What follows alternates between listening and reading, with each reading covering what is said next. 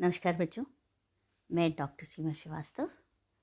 आज मैं जिस टॉपिक को लेके आई हूँ आपके लिए वो एक बहुत ही सिंपल सा टॉपिक है, बहुत ही इजी सा टॉपिक है। मेरे ख्याल से आप लोगों ने सबने इसके बारे में पढ़ा होगा और बहुत कुछ जानकारी आप रखते भी होंगे। फिर भी एक प्रयास है कि हम स्टडी एट अ ग्लांस यानी कि एक सामान्य से परिचय से हम इस वीडियोस के द्वारा आपको नॉलेज प्रदान करने की कोशिश कर रहे हैं। मेरा ये प्रयास है कि मैं आपको स्टडी एट अ ग्लांस में एक कंसाइज रूप में आपका मैटर दूं। ये फर्स्ट टॉपिक है अपना, जो कि ज्योग्राफी ऑफ इंडिया का चैप्टर है और इसके अंतर्गत मैंने कोशिश करी है कि मैं आपको फर्स्ट टॉपिक को एक ग्लांस, एक कंसाइज रूप में आपके लिए ला सकूं। तो शुरू करते हैं हम हमारी फर्स्ट स्लाइड से।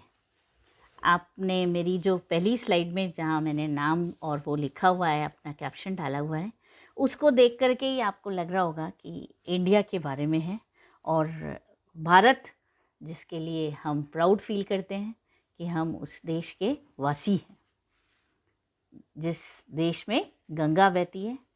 तो उसके बारे में हमारी जानकारी होना बहुत ज़रूरी है और बहुत अच्छा लगता है हम उसके बारे में पढ़ना। तो बच्चों शुरू करते हैं अपना चैप्टर, भारत एक सामान्य सा परिचय, जो कि भारत एक दृष्टि में। बच्चों, भारत हमारे देश का नाम आपको पता है कैसे इसका नाम पड़ा। इसके बाद में आप देखिए स्लाइड में आगे है अन्य नाम, जिनमें आर्यवर्त, जम्बूद्वीप, भारतवर्ष, हिंदुस्तान, इंडिया आता है। तो इसमें आप देखिए कि ये नाम कैसे पड़े। बच्चों, मैं आपको बता दूं कि भारत की जो सभ्यता और संस्कृति है वो उतनी पुरानी है जितनी हमारी मानव की उत्पत्ति हुई थी।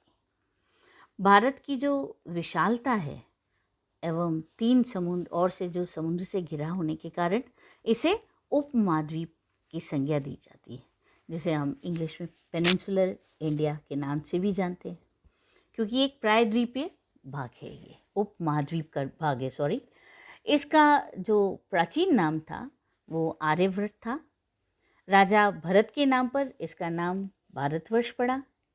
वैदिक कार्यों का निवास स्थान सिंधु घाटी में था और पर्शिया के जो लोग थे उन्होंने सबसे पहले सिंधु घाटी से भारत में प्रवेश किया था। वे लोग स का उच्चारण नहीं कर पाते थे बच्चों, तो स की जगह वो ह का इस्तेमाल करते थे। तो उन्होंने सिंधु नदी को हिंदू नदी कहने लगे।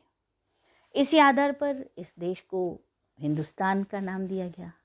ये लोग सिंधु का नाम बदलकर हिंदू यहाँ के निवासियों के लिए भी यूज़ करने लगे। जैन पौराणिक कथाओं के अनुसार हिंदू और बौद्ध ग्रंथों में भारत हेतु जम्बूद्वीप का प्रयोग किया गया था, है ना। आपने पुराने अपने ग्रंथों में सुना होगा इस नाम को। भारत के लिए जो प्रयुक्त इंडिया शब्द है उसकी उत्पत्ति जनरली ग्रीक भाषा के इंडोस से हुई है। यूनानियों ने सिंधु को इंडस तथा इस देश को इंडिया कहा। जेम्स अलेक्जेंडर ने अपने विवरण में हिंदू का ह हटाकर देश को इंदु, आई का इस्तेमाल किया, इंदु नाम से संबोधित किया। बाद में परिवर्तित होकर यह इंडिया हो गया। भारत के संविधान के अनुच्छेद 1 के अनुसार ये स्पष्ट किया गया है कि भारत अर्थात इंडिया राज्यों का संघ है। उनका कहने का मतलब है कि India, that Bharat shall be a union of states, पूरे यूनियन ऑफ स्टेट्स होगा। जैसे आपने आज सुनते ही होंगे आप, संयुक्त राज्य अमेरिका है, कंप्लीट यूनियन ऑफ स्टेट्स। अब अगर अपन इसकी भौगोलिक स्थिति के बारे में जानें तो भौगोलिक स्थिति उत्तरी गोलार्ध में अवस्थित। मेरे ख्याल से मेरे सब बच्चे अच्छी तरह से जानते हैं कि उत्तरी गोलार्ध में भारत की स्थिति उत्तरी पूर्वी गोलार्ध में 8 डिग्री 4 मिनट से 37 डिग्री 6 डिग्री उत्तरी अक्षांश तथा 68 डिग्री 7 मिनट से 97 डिग्री 25 मिनट्स पूर्वी देशांतर के मध्य स्थित है। अब आप कहोगे कि ये उत्तरी गोलार्ध कैसे? बच्चों, आप जानते ही हो कि हमारा जो पूरा अर्थ है उसको 2 भागों में किसने विभाजित किया हुआ है? इक्वेटर ने, यानी कि भूमध्य रेखा ने। तो जब हम इस को पढ़ते हैं तो हम उत्तरी भाग दोनों तरफ यूज़ करते हैं। आप कहोगे मैडम 8 डिग्री 4 मिनट्स उत्तरी अक्षांश और 37 डिग्री 6 मिनट्स उत्तरी अक्षांश, इधर नीचे भी देशांतरीय विस्तार भी देखिए पूर्वी पूर्वी, जबकि ये तो उत्तरी और दक्षिणी होना चाहिए। नहीं बच्चों, उत्तरी भाग जो है हमारा भूमध्य रेखा ने 2 भागों में विभाजित किया हुआ है पूरे अर्थ को, और जो ऊपर का भाग है वो उत्तरी गोलार्ध कहलाता है और नीचे का भाग दक्षिणी गोलार्ध कहलाता है। अब क्या होता है कि जो उत्तरी भाग है उसको हम और भागों में विभाजित करेंगे तो ईस्ट और वेस्ट यानी पूर्वी और पश्चिमी देशांतर हो जाएगा। तो जो मैक्सिमम भाग है हमारा देश का, हमारे भारत का, वो उत्तरी गोलार्ध में ही है। अगर उसका कुछ भाग साउथ दक्षिणी गोलार्ध में मतलब भूमध्य रेखा को काट करके नीचे की ओर आता तो हम भले दक्षिणी गोलार्ध बोलते, लेकिन नहीं, क्योंकि उत्तरी गोलार्ध में ही स्थित है तो हम इसका पूरा नॉर्दर्न हेमिस्फीयर में ही मानते हैं।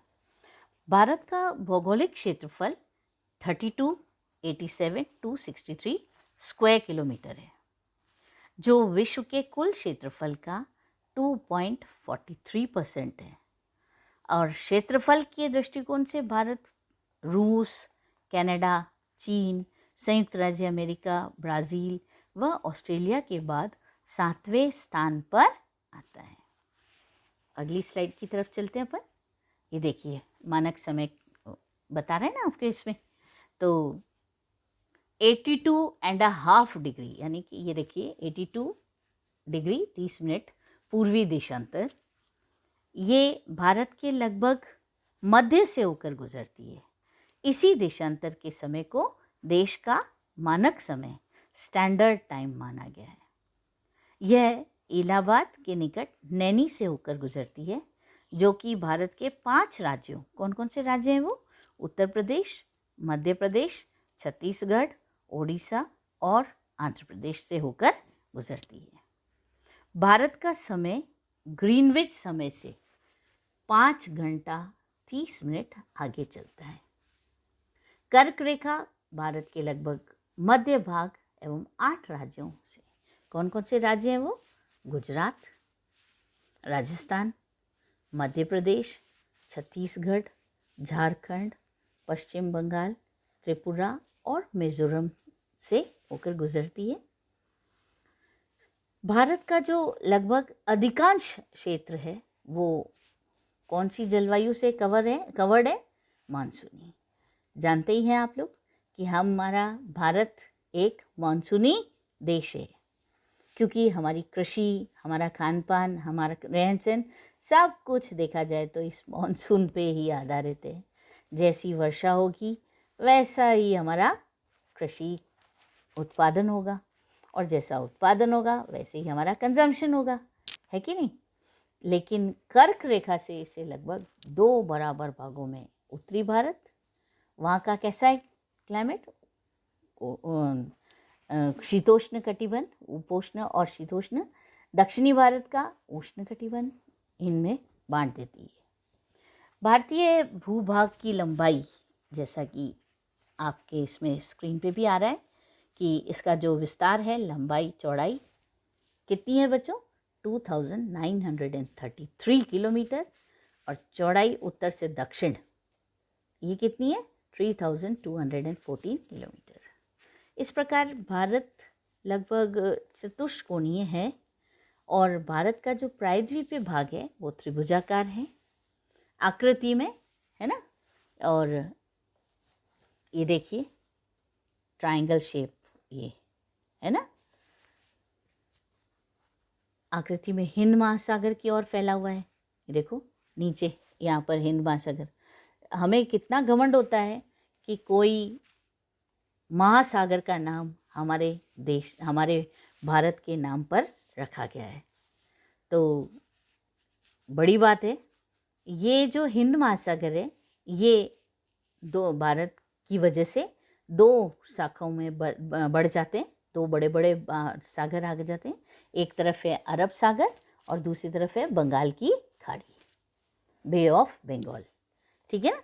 हिंद महासागर और उसकी शाखाएं अरब सागर व बंगाल की खाड़ी क्षेत्र में भारत की तटीय सीमा बनाती हैं। इसकी जो स्थलीय सीमा की लंबाई है वो 15,200 किलोमीटर है और मुख्य भूमि की तटीय सीमा की लंबाई 6,100 किलोमीटर है। द्वीपों सहित इसकी कुल तटीय सीमा कितनी है? 7,516.6 किलोमीटर और कुल सीमा जो इसकी आती है वो आती है 22.716.6 किलोमीटर। गुजरात तटीय सीमा सबसे लंबी है गुजरात की देखा जाए तो, ठीक है। अब भारत का जो दक्षिणतम बिंदु है, ये बहुत इम्पोर्टेंट चीज़ बेटा, इसको इंदिरा पॉइंट है जो ग्रेट निकोबार द्वीप में 6 डिग्री 45 मिनट उत्तरी अक्षांश पर स्थित है। पहले इसका नाम पिग्मेनियन पॉइंट था। यह भूमध्य रेखा से 886 किलोमीटर दूर है। 2004 में हिंद महासागर में क्या हुआ था? भूकंप आया था और इस भूकंप में जो सुनामी उत्पन्न हुई थी, इसकी वजह से इंदिरा पॉइंट का काफ़ी बड़ा भाग समुद्र में डूब गया और इंदिरा पॉइंट का जो इंडोनेशिया के बीच ग्रेट चैनल एक बना हुआ है, काफ़ी काम का है। भारत की जो मुख्य भूमि का जो सबसे दक्षिणी बिंदु कहाँ पर है? कन्याकुमारी, वो 8 डिग्री 4 मिनट उत्तरी अक्षांश, ये तमिलनाडु में है। और सबसे उत्तरी बिंदु इंदिरा कॉल जो कि जम्मू कश्मीर में है। सबसे पश्चिमी बिंदु गौरमोता या गुहार मोती गुजरात में है और सबसे पूर्वी बिंदु किबीटू अरुणाचल प्रदेश में है। मिनिकॉय और लक्षद्वीप आइलैंड्स भी हैं जिनकी 9 डिग्री की चैनल बनी हुई है। मालदीव और मिनिकॉय के मध्य कितना अंतर है? 8 डिग्री के चैनल का अंतर है। और कई कोरल आइलैंड्स आपको इस भाग में, समुद्री भाग में मिलेंगे जो कि शैवालों से बने हुए हैं। बच्चों, हिंद महासागर, जैसा कि आपने मेरे से पहले ही सुना था कि एक देश के नाम पे इतने बड़े ओशन का नाम रखना बहुत हमारे लिए घमंड की बात है। तो हमारे इंडिया की जो लोकेशन है, जो अवस्थिति है, उसकी भी बहुत बड़ी इम्पोर्टेंस है। हम सब जानते हैं कि भारत हिंद महासागर में केंद्रित अवस्थिति रखता है तथा यह एकमात्र ऐसा देश है जिसके नाम पर किसी महासागर का नाम पड़ा। हिंद महासागर भारत के लिए पर्याप्त भू राजनीतिक, भू सामरिक, आर्थिक व व्यापारिक महत्व रखता है।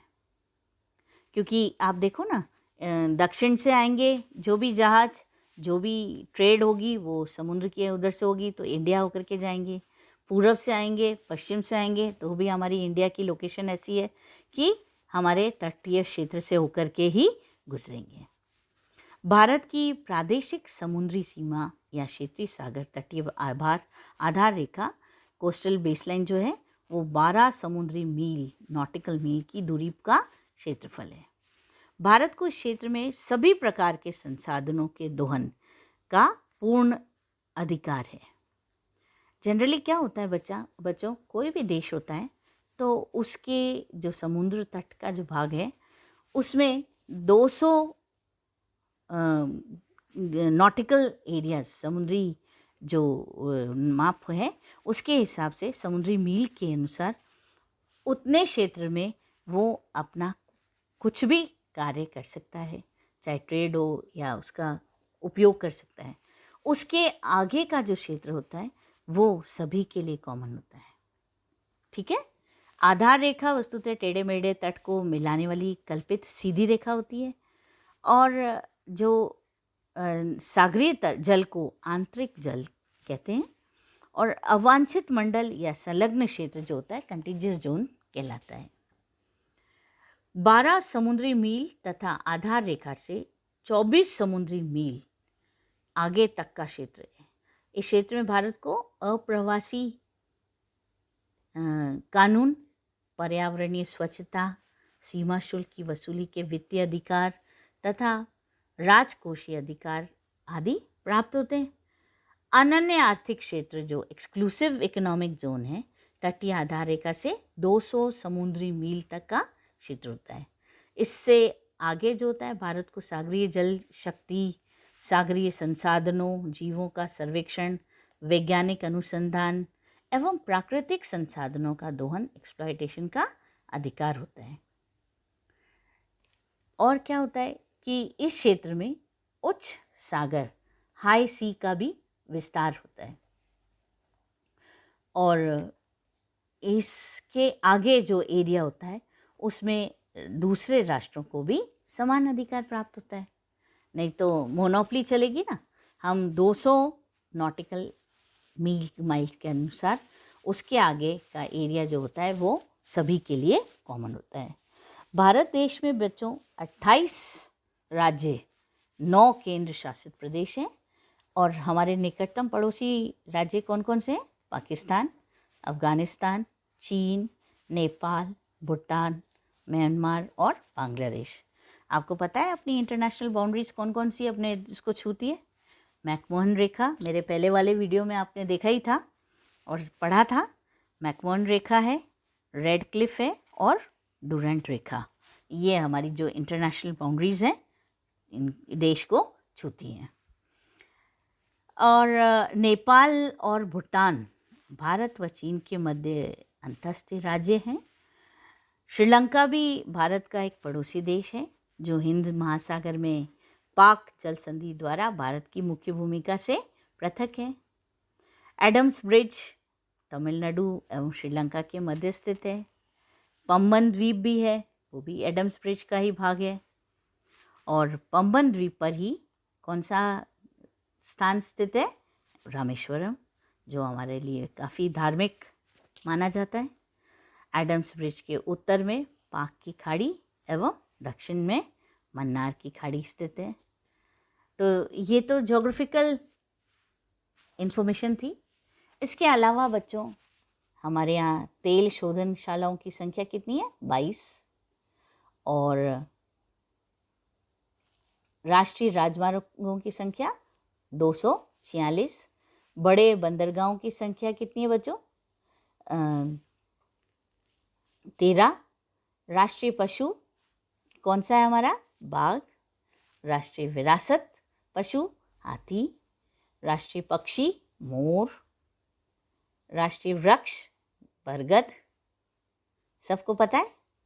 राष्ट्रीय पुष्प कमल। आज मेरा मन हो रहा है काश अपन एक जीके का क्लास रखते जिसमें मज़ा आता, हम सब पार्टिसिपेट करते और इंटरेक्ट करते। राष्ट्रीय चिन्ह जो है वो कौन सा है? राष्ट्रीय चिन्ह यस, अशोक स्तंभ। राष्ट्रीय गान जन गण मन। और राष्ट्रीय गीत कौन सा है? राष्ट्रीय गीत वंदे मातरम। हमारी भाषा जो है राजभाषा कहलाती है वो है हिंदी। राष्ट्रीय लिपि देवनागरी। राष्ट्रीय वाक्य कौन सा है? सत्यमेव जयते। राष्ट्रीय ध्वज हमारा तिरंगा, जिसे हम हमारे राष्ट्र पर्व पर हमेशा फहराने में घमंड महसूस करते हैं, गर्व महसूस करते हैं। राष्ट्रीय नदी गंगा। और राष्ट्रीय जलीय जीव कौन सा है? घांगे डॉल्फिन। मेरे ख्याल से बच्चों मैंने आज काफ़ी कंसाइज रूप में आपके लिए जो ये इन्फॉर्मेशन दी है आपके लिए काफ़ी हेल्पफुल होगी। आप इसे पसंद करेंगे, आप इसे समझेंगे। कोई क्वेश्चन है तो आप पूछ सकते हैं, और ज़्यादा से ज़्यादा अपना जो चैनल है MPPG ज्योग्राफी का जो चैनल है डिपार्टमेंट का, उसको ज़्यादा से ज़्यादा पसंद करके शेयर करेंगे, लाइक करेंगे हमारे वीडियोस को, और ज़्यादा से ज़्यादा शेयर करेंगे, ताकि आप ज़्यादा से ज़्यादा और हमसे नई नई इन्फॉर्मेशन पा सको, अपना सिलेबस कंप्लीट कर सको, और आपको कहीं भी कोई दिक्कत नहीं आए। धन्यवाद बच्चों, थैंक यू।